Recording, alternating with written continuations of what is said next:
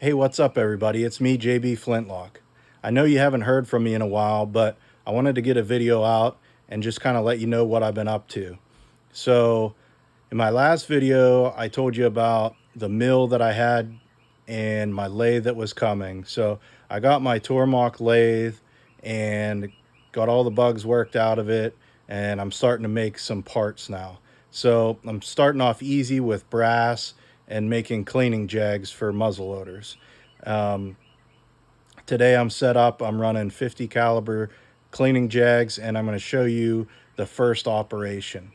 The second operation, maybe you'll do another video, but basically I turn the part around and drill and tap it to receive the stainless steel set screw. So be about a week or so, I'll have these up on my website for sale. And I already have some cleaning jags, but they aren't ones that I made. So the first run of ones made by me are going to be out in about a week.